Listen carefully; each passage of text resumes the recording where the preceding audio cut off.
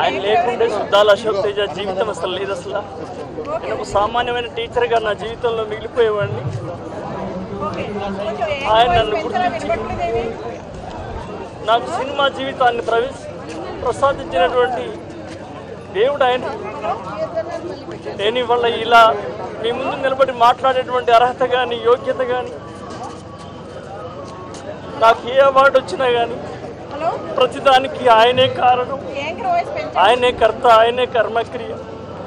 మా నాన్న రెండోసారి చచ్చిపోయినట్టుగా నేను బాధపడుతున్నాను. మా ఫాదర్ రెండోసారి చనిపోయినట్టుగా ఉంది. ఒక శని హిమాలయ పర్వతం ఇవాళ కూలిపోయినట్టుగా నేను భావిస్తున్నాను.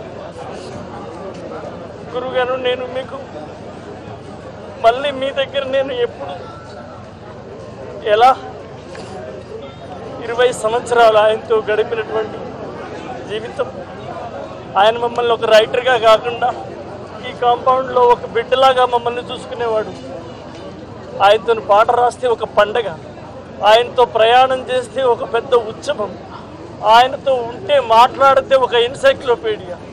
నాకు తెలిసి ఈ ప్రపంచంలో ఈ భూమి మీద ఇన్ని బహుముఖ పార్శ్వాలు ఉన్నటువంటి వ్యక్తి ఉండడం అనేది అసాధ్యమైన విషయం.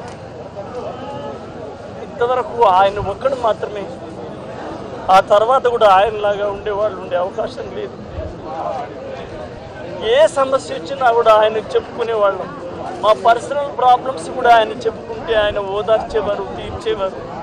ఇవాళ గొప్ప అండ, గొప్ప తండ్రి, గొప్ప దేవుడు, గొప్ప మార్గదర్శకుడు, ఒక దార్శనికుడు, ఒక స్నేహితుడు, ఒక ఆత్మీయుడు, అన్నీ కోల్పోయినట్టుగా నేను భావిస్తున్నాను. ఆయన ఆత్మకు శాంతి చేకూరాలి, ఆయనకు శ్రద్ధాంజలి ఘటిస్తున్నాను.